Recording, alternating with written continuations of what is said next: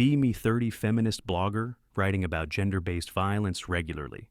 Always wrote about domestic violence as gendered crime against women exclusively. Believed men who claimed abuse were probably aggressors playing victim somehow. That changed when new couple moved into apartment next door recently. Kevin, 28, software developer, and Jessica, 26, marketing manager, moved together. Seemed like perfect couple at first, always smiling in hallway politely. Then started hearing arguments through thin walls late at night frequently. Mostly her voice screaming, throwing things, breaking glass sounds constantly echoing. His voice barely audible, just trying to calm her down peacefully. Assumed he must be doing something to make her react violently. Women don't get violent unless pushed to breaking point, right, supposedly.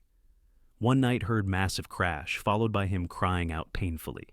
Silence then, door slamming, and footsteps running downstairs, quickly hurrying. Peeked out, saw Kevin sitting in hallway, bloodied face, visible clearly.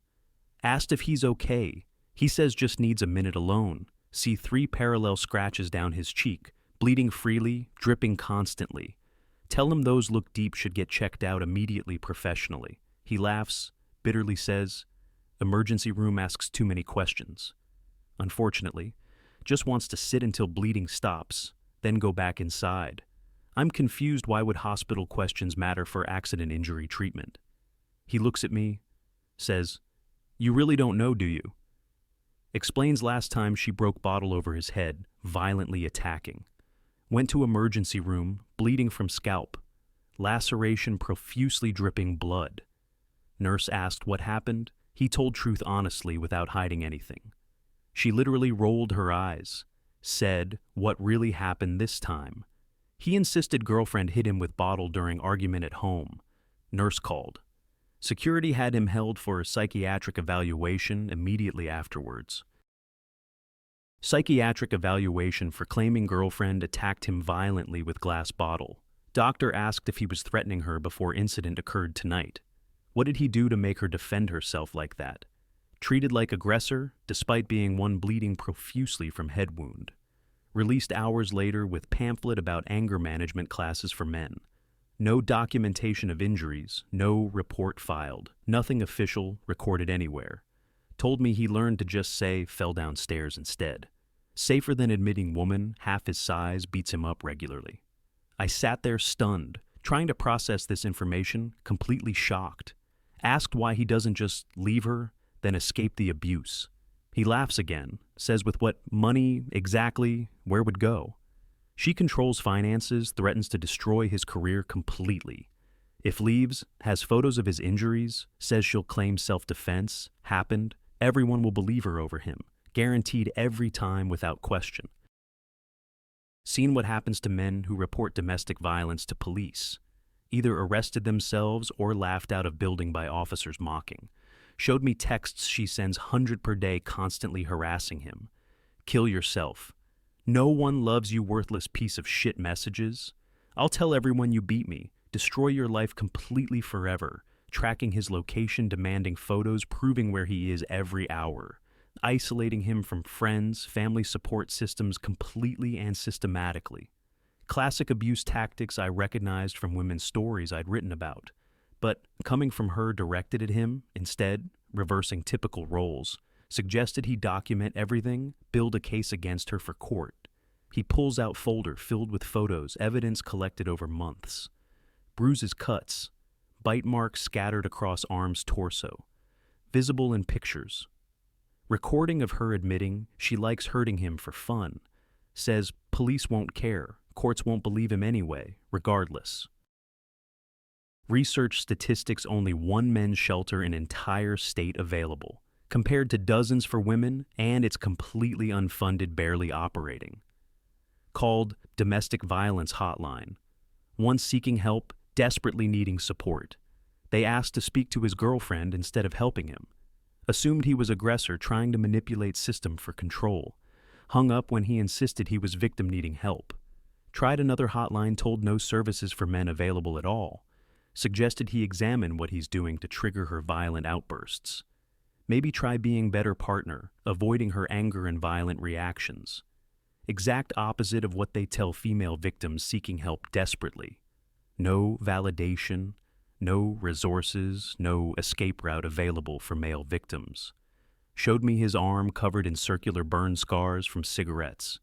She put cigarettes out on him during arguments to hurt him. Went to police once with fresh burns visible and still painful. Officer said those could be self-inflicted for attention. Seeking behavior, even with her on recording, threatening to burn him again later. Told him mutual combat, both would be arrested if reported officially. But statistics show when both arrested man, prosecuted woman, released immediately. Woman released with victim services, resources immediately available to help her. So reporting her means he goes to jail. Not her, unfortunately. She knows this threatens it constantly as control method over him. I couldn't believe system failed him so completely and utterly systematically. Started researching male domestic violence victims that night, immediately online.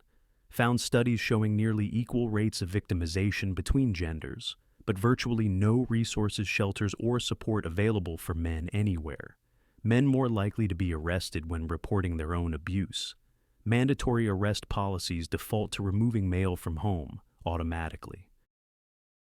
Regardless of evidence injuries or who called police for help, Duluth model trains police to see man as aggressor always. Even when he's bleeding, she's unmarked completely without any injuries.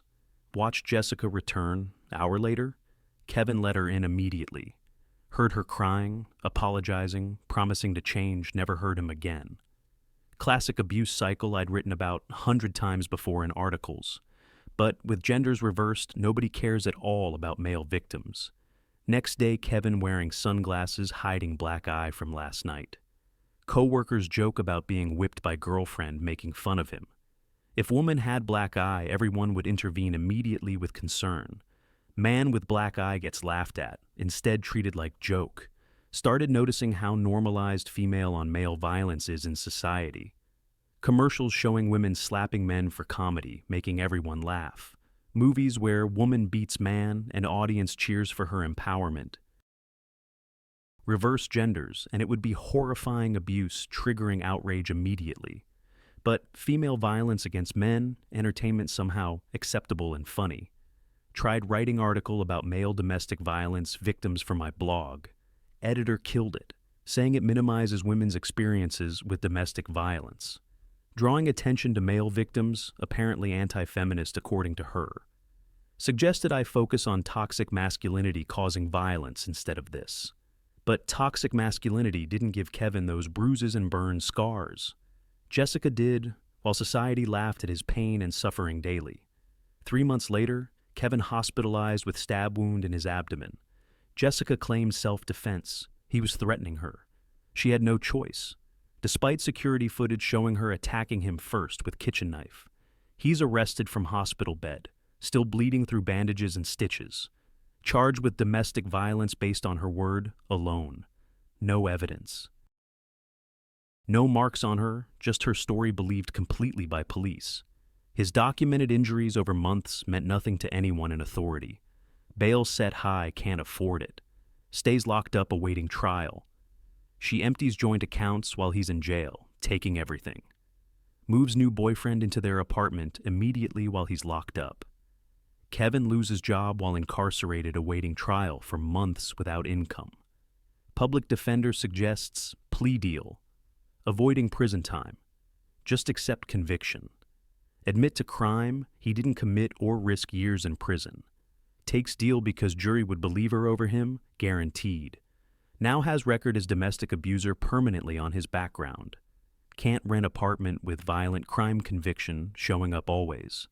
Can't get job with background check showing domestic violence conviction. Living in car last, I heard from him months ago. Still has scars. She gave him daily reminders of abuse. While she posts about surviving domestic violence, getting sympathy constantly, getting sympathy support and resources from everyone who believes her, uses his conviction as proof she was victim all along. System worked exactly as designed, protecting her. Destroying him completely. Destroying him for crime of being abused by smaller woman. That opened my eyes to invisible victims. Society ignores purposefully. Men suffering in silence with nowhere to turn for help. No shelters, no hotlines, no support systems available for them. Just mockery, disbelief, and eventual arrest for being victims. We created a system that denies their existence as valid victims, brands them liars or aggressors automatically based on gender alone, based solely on gender, not evidence or injuries or facts. Kevin 1. Of millions suffering silently, afraid to speak up, knowing consequences of seeking help. Better to endure abuse than report it and be arrested. Because reporting means becoming the criminal in eyes of law. That's what happens to male domestic violence victims in America. They get arrested for their own abuse while bleeding, while their abusers become the protected victims with full support. And society congratulates itself for protecting women from violent men by destroying innocent abused men systematically through biased legal system. That's the equality we've actually created in modern society today.